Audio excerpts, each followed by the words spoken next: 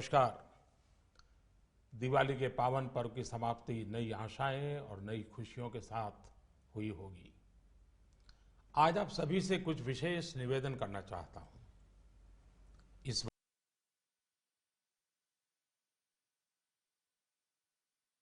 वार्ता में कुछ गंभीर विषय, कुछ महत्वपूर्ण निर्णय आपसे साझा करूंगा।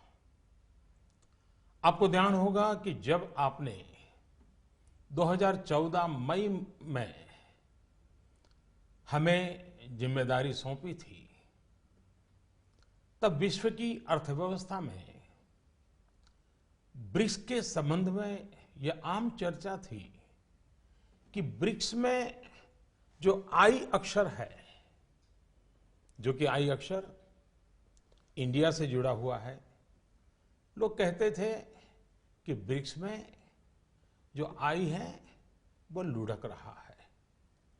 लगातार 2 साल के देशव्यापी अकाल के बावजूद भी पिछले 2.5 वर्षों में आप सब 125 करोड़ देशवासियों के सहयोग से आज भारत ने ग्लोबल इकोनॉमी में एक ब्राइट स्पॉट अर्थात चमकता सितारा के रूप में अपनी उपस्थिति दर्ज कराई है।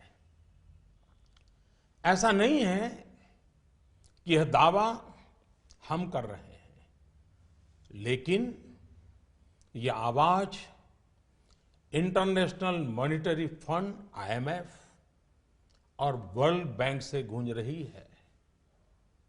बहनों भाइयों, विकास की इस दौड़ में हमारा मूल मंत्र रहा है सबका साथ, सबका विकास। यह सरकार गरीबों को समर्पित है और समर्पित रहेगी।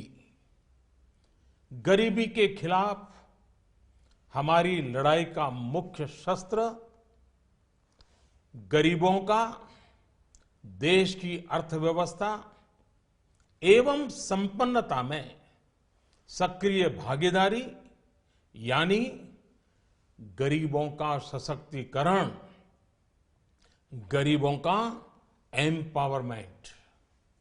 इस प्रयास की झलक आप लोगों को प्रधानमंत्री जनधन योजना, जनधन से जन सुरक्षा योजना, आर्थिक गतिविधियों के लिए प्रधानमंत्री मुद्रा ऋण योजना, दलित, आदिवासी और महिला उद्यमों के लिए स्टैंड अप इंडिया योजना, गरीबों के घर तक गैस का चूल्हा पहुंचाने के लिए प्रधानमंत्री उज्ज्वला योजना, किसानों की आमदनी सुरक्षित करने के लिए प्रधानमंत्री फसल बीमा योजना और प्रधानमंत्री कृषि सिंचाई योजना, उनको अपने खेतों से ही सही उपज पाने के लिए सॉइल हेल्थ कार्ड योजना और सही उपज का सही दाम पाने के लिए नाम अर्थात राष्ट्रीय कृषि बाजार योजना। इन सब में ये साफ नजर आता है कि सरकार गांव, गरीब, किसान को समर्पित है।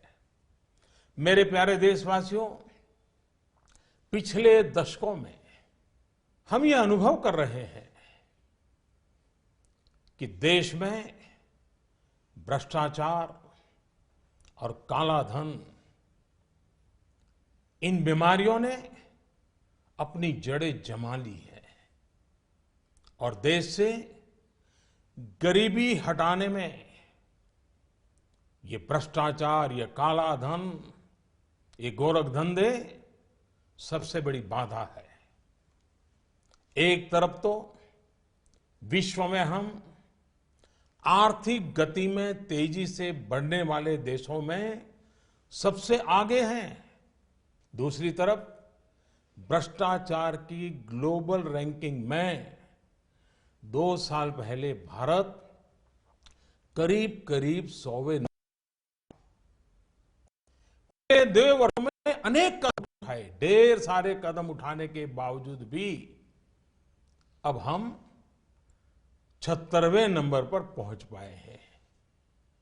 यह बात को दर्शाता का है कि भ्रष्टाचार और काले धन का जाल कितने व्यापक रूप में देश में बिछा हुआ है।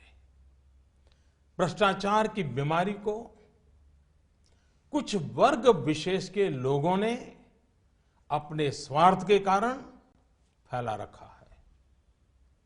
गरीबों के हक को नजरअंदाज कर ये खुद फलते फूलते रहे हैं। कुछ लोगों ने पद का दुरुपयोग करते हुए इसका भरपूर फायदा उठाया। दूसरी तरफ ईमानदार लोगों ने इसके खिलाफ लड़ाई भी लड़ी है। देश के करोड़ों नागरिकों ने ईमानदारी को जी करके दिखाया है। हम प्रायः यह सुनते हैं कि गरीब एक ऑटो ड्राइवर अपनी गाड़ी में छूट गई सोने के आभूषण वाले बैग को उसके असली मालिक को कैसे ढूंढता है और लौटाता है। कई बार हम सुनते हैं कि कोई टैक्सी ड्राइवर यात्रियों का कुछ सामान अगर छूट जाता है, मोबाइल फोन रह जाता है, तो अपने खर्चे से उनको ढूंढने जाता है और पहुंचा देता है। अरे सब्जी बेचने वाला भी, सामान्य दुकानदार भी अगर ग्राहक से गलती से ज्यादा पैसे ले लिए तो उसको भी बुला करके लौटा देता है। मेरे प्यारे देशवासियों, इस बात का ये सबूत है कि हिंदुस्तान का सामान्य से सामान्य नागरिक ईमानदार है। लेकिन मेरे प्यारे देशवासियों, हर देश के विकास के इतिहास में ऐसे क्षण आए हैं जब एक शक्तिशाली और निर्णायक कदम की आवश्यकता महसूस की गई। इस देश ने यह वर्षों से महसूस किया है कि भ्रष्टाचार, कालाधन, जाली नोट और आतंकवाद ऐसे नासूर हैं जो देश को विकास की दौड़ में पीछे धकेलती है, देश को, समाज को अंदर ही अंदर खोखला कर देती है। मेरे प्यारे देशवासियों, आतंकवाद की भयानक तो कौन नहीं जानता है। कितने निर्दोष लोगों को मौत के घाट उतार दिया जाता है। लेकिन क्या आपने सोचा है कि इन आतंकियों को पैसा कहां से मुहैया होता है? सीमा पार के हमारे शत्रु जाली नोटों के जरिए, नकली नोटों के जरिए अपना धंधा भारत में चलाते हैं और यह सालों से चल रहा है। अनेक बार 500 और 1000 रुपए की जाली नोटों का कारोबार इसके करने वाले भी पकड़े गए हैं। लाखों करोड़ों की नोट भी जब्त की गई है। बहनों, एक तरफ आतंकवाद और जाली नोटों का जाल देश को तबाह कर रहा है, दूसरी ओर भ्रष्टाचार और काले धन की चुनौती देश के सामने बनी हुई है। संभालने के तुरंत बाद भ्रष्टाचार और काले धन के खिलाफ लड़ाई की शुरुआत करते हुए अनेक प्रभावी कदम उठाए। जैसे काले धन की जांच के लिए सुप्रीम कोर्ट के पूर्व जज की अध्यक्षता में एसआईटी का गठन किया। विदेशों में जमा काले धन के लिए 2015 में मजबूत कानून बनाने का हमने काम किया। काले धन को विदेशों से वापस लाने के लिए विभिन्न देशों के साथ टैक्स समझौतों में हमने परिवर्तन किया, नए समझौते किए। अमेरिका सहित विभिन्न देशों के साथ सूचना आदान प्रदान, इंफॉर्मेशन एक्सचेंज करने का प्रावधान किया। भ्रष्टाचार की बेनामी संपत्ति को रोकने के लिए अगस्त 2016 में एक और मजबूत कानून, इन सारे कानून से एक बहुत बड़े चोर दरवाजे को बंद कर दिया गया। देश में अघोषित आय को पेनल्टी के साथ घोषित करने की योजना में काफी बड़ी मात्रा में अघोषित आय उजागर हुई। मेरे प्यारे देशवासियों, इन सारे प्रयासों से पिछले 2.5 साल में भ्रष्टाचारियों से करीब करीब 1.25 लाख करोड़ रुपया, ये कम रकम नहीं है, 1.25 लाख करोड़ रुपए का काला धन बाहर लाया गया है। ऐसे करोड़ों भारतवासी जिनके रग रग में ईमानदारी दौड़ती है, उनका मानना है कि भ्रष्टाचार, काले धन, बेनामी संपत्ति, जाली नोट और आतंकवाद के खिलाफ निर्णायक लड़ाई होनी चाहिए। कौन ईमानदार नागरिक ऐसा होगा जिसे अफसरों के घर बिस्तर के नीचे से या जगह जगह बोरियों में करोड़ों रुपयों पाने जाने की खबर से पीड़ा न होती हो। आज देश की मुद्रा व्यवस्था का हाल यह है कि देश में कुल सिक्कों और नोटों की जो मूल्य है, उसमें 500 और 1000 रुपया वाले नोटों का हिस्सा लगभग 80 से 90% तक पहुंच गया है। देश में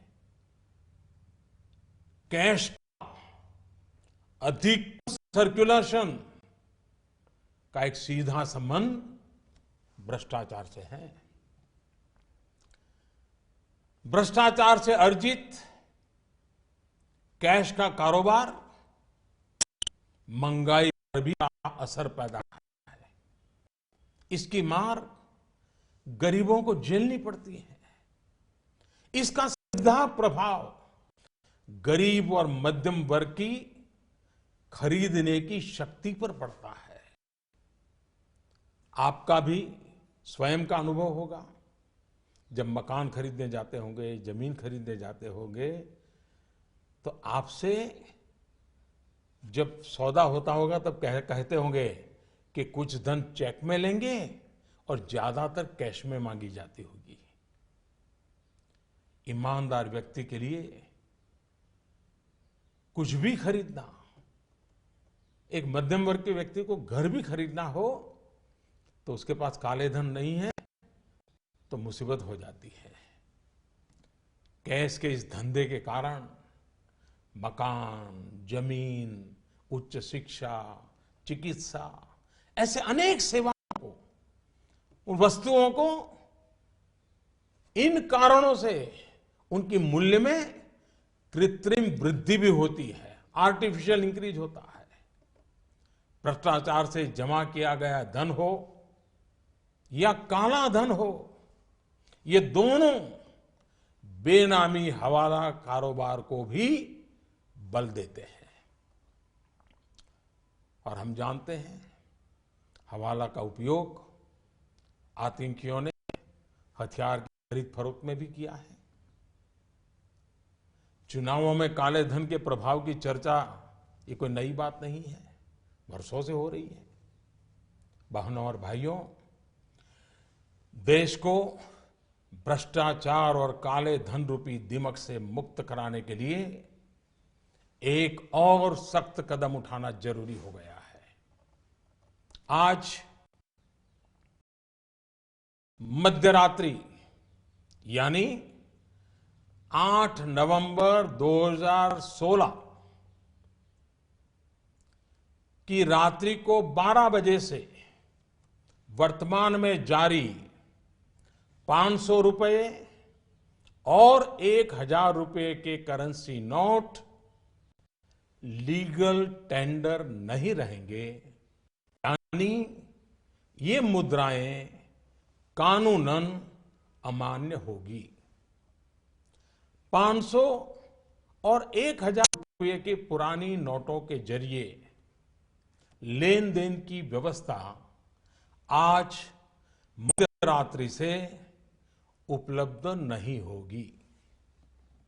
भ्रष्टाचार, काले धन और जाली नोट के कारोबार में लिप्त देश विरोधी और समाज विरोधी तत्वों के पास मौजूद 500 रुपये, 1,000 रुपये के पुराने नोट अब केवल कागज के एक टुकड़े के समान रह जाएंगे। ऐसे नागरिक जो संपत्ति मेहनत और ईमानदारी से कमा रहे हैं, उनके हितों की और उनके हक की पूरी रक्षा की जाएगी। ध्यान रहे कि 100 रुपये, 50 रुपये, 20 रुपये, 10 रुपये, 5 रुपये, 2 रुपये और 1 रुपया का नोट और सभी सिक्के नियमित है और लेन देन के लिए उपयोग हो सकते हैं, उस पर कोई रोक नहीं है। हमारे यह कदम देश में भ्रष्टाचार, काला धन एवं जाली नोट के खिलाफ हम जो लड़ाई लड़ रहे हैं, सामान्य नागरिक जो लड़ाई लड़ रहा है, उसको इससे ताकत मिलने वाली है। इन दिनों में देशवासियों को कम से कम तकलीफ का सामना करना पड़े, इसके लिए हमने कुछ व्यवस्था की है। 500 और 1,000 रुपये के पुराने नोट 10 नवंबर से लेकर 30 दिसंबर 2016 तक आप अपने बैंक या डाकघर, पोस्ट ऑफिस के खाते में बिना किसी सीमा के जमा करवा सकते हैं। आपके पास लगभग 50 दिनों का समय है। अतः नोट जमा करने के लिए आपको अफरा तफरी करने की कोई आवश्यकता नहीं है। आपकी धनराशि आप ही की रहेगी, आपको कोई चिंता करने की जरूरत नहीं है। 500 रुपये या 1,000 रुपये के पुराने नोटों को खाते में डालकर आप अपनी जरूरत के अनुसार फिर से निकाल सकते हैं। केवल शुरू के दिनों में खाते में से धनराशि निकालने पर प्रतिदिन 10,000 रुपया और प्रति सप्ताह 20,000 रुपये की सीमा तय की गई है। ऐसा नए नोटों की उपलब्धता को ध्यान में रखते हुए किया गया है। इस सीमा में आने वाले दिनों में वृद्धि कर दी जाएगी। खाते में जमा करने की सुविधा के साथ साथ एक दूसरी सुविधा भी दी जा रही है।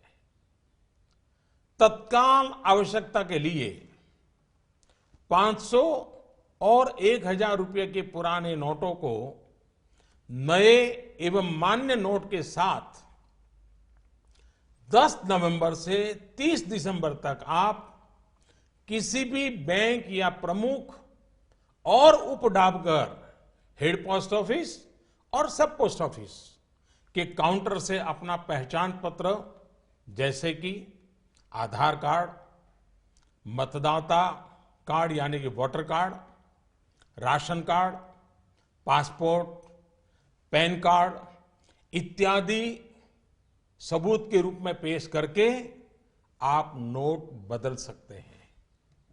प्रारंभ में 10 नवंबर से 24 नवंबर तक 4,000 रुपया तक के पुराने 500 एवं 1000 रुपये के नोट बदले जा सकते हैं।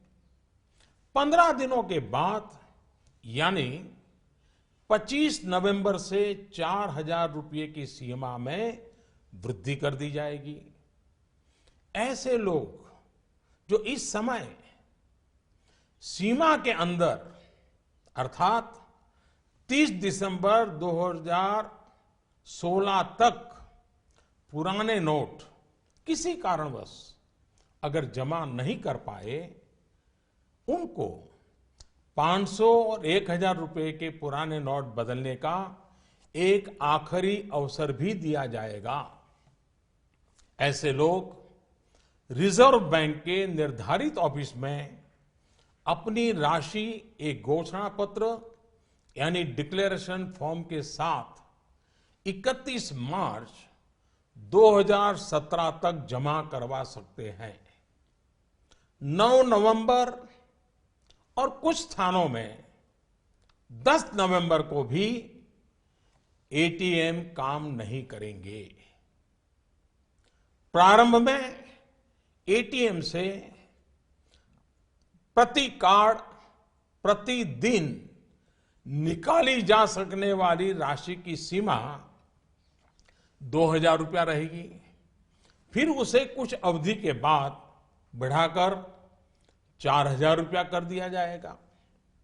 वैसे तो 500 और 1000 रुपए के पुराने नोट आज रात्रि 12 बजे से कानूनी तौर पर खत्म हो जाएंगे, परंतु सामान्य जनजीवन की जरूरतों को ध्यान में रखते हुए मानवीय दृष्टिकोण से हमने इस प्रक्रिया में शुरू के 72 घंटों में यानी कि 72 आवर्स मतलब कि 11 नवंबर की रात्रि 12 बजे तक नागरिकों के लिए कुछ विशेष व्यवस्था की है।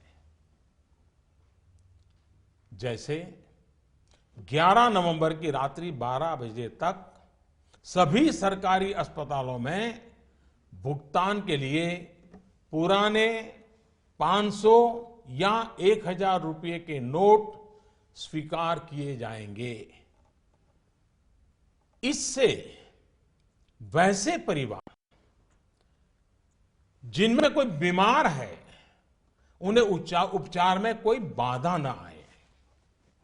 ऐसे सरकारी अस्पतालों में यदि दवाई की दुकान की व्यवस्था है तो डॉक्टर के दिए गए पर्चे पर 500 और 1000 के पुराने नोटों से दवा खरीदने की सुविधा भी 72 घंटे तक उपलब्ध रहेगी। ऐसे ही 11 नवंबर की रात्रि 12 बजे तक रेलवे के टिकट बुकिंग काउंटर, सरकारी बसों के टिकट बुकिंग काउंटर और हवाई अड्डों पर एयरलाइंस के जो टिकट बुकिंग काउंटर पर केवल टिकट खरीदने के लिए पुराने नोट अर्थात 500 और 1000 रुपये के नोट स्वीकार करने की छूट होगी। ऐसा हमने उन परिवारों की जरूरतों को देखते हुए किया है जो इस समय यात्रा कर रहे होंगे। केंद्र अथवा राज्य सरकार द्वारा प्रमाणित कोऑपरेटिव की दिनचर्या की वस्तुओं की दुकान जैसे केंद्रीय भंडार, सफल और दुग्ध विक्रय केंद्र, मिल्क पाउडर, ऐसे स्थानों पर भी 11 नवंबर की रात 12 बजे तक पुराने 500 और 1000 रुपये के नोट स्वीकार करने की छूट होगी। इस दौरान इन संस्थानों को प्रतिदिन अपने स्टॉक और बिक्री की सूचना रजिस्टर में रखनी होगी। सार्वजनिक क्षेत्र पब्लिक सेक्टर के पेट्रोल एवं CNG gas station, retail outlet, जहां पर पेट्रोल, डीजल और सीएनजी गैस की बिक्री के लिए भी 11 नवंबर की रात 12 बजे तक पुराने 500 और 1000 रुपए के नोट स्वीकार करने की छूट होगी। इस दौरान प्रतिदिन अपने स्टॉक और बिक्री की सूचना रजिस्टर में रखनी होगी। शवदाह गृह, श्मशान गृह, क्रेमेटोरियम, ऐसी जगहों पर भी 11 नवंबर की रात 12 बजे तक पुराने 500 और 1000 रुपए के नोट स्वीकार करने की छूट होगी। अंतर्राष्ट्रीय हवाई अड्डों पर विदेश से आ रहे या विदेश को जा रहे लोगों को अगर उनके पास पुराने 500 और 1000 के नोट है तो ऐसे नोटों की 5000 रुपया तक की राशि को नई एवं मान्य करेंसी नोटों से बदलने की सुविधा दी जाएगी। अंतर्राष्ट्रीय पर्यटकों को अंतर्राष्ट्रीय हवाई अड्डों पर विदेशी मुद्रा या 5000 रुपये तक के पुराने नोटों को नई एवं मान्य करेंसी नोटों से बदलने की सुविधा दी जाएगी।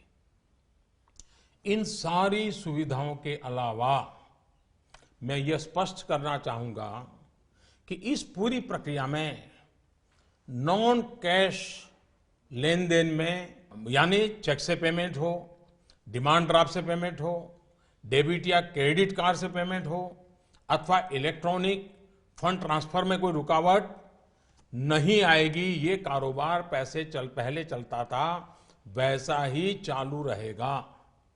इन सारे इंतजाम के बावजूद हमारे ईमानदार देशवासियों को अगर तकलीफ का सामना करना पड़ा तो अनुभव यह बताता है कि इस देश का सामान्य नागरिक देश की भलाई के लिए त्याग करने और कठिनाई सहने के लिए कभी भी पीछे नहीं रहता है। जब मैं सुनता हूं कि कोई गरीब विधवा एलपीजी सब्सिडी छोड़ने में आगे आती है, यह त्याग एक रिटायर्ड स्कूल टीचर में भी पाया जाता है जब वो पेंशन से स्वच्छ भारत कोष में अपना योगदान देने को आगे आता है। जब हम ये सुनते हैं कि गरीब आदिवासी मां बकरी बेचकर शौचालय बनाने के लिए पैसे लगा देती है, एक फौजी अपने गांव को स्वच्छ गांव बनाने के लिए 57,000 रुपए का दान देने के लिए आगे आता है। मैंने तो यह देखा है कि देश के सामान्य नागरिक की एक ही तमन्ना है कि वह कुछ भी कर गुजरने को तैयार है, बस देश का कल्याण हो। अतः भ्रष्टाचार, काला धन, जाली नोट और आतंकवाद के खिलाफ जंग में हम लोग थोड़ी सी कठिनाई, वह भी कुछ दिनों के लिए, तो झेल ही सकते हैं। मेरा पूरा विश्वास है कि देश का प्रत्येक नागरिक भ्रष्टाचार के खिलाफ शुचिता के इस महायज्ञ में एकजुट होकर के, मिल करके खड़ा होगा। मेरे प्यारे देशवासियों, दिवाली के पर्व के बाद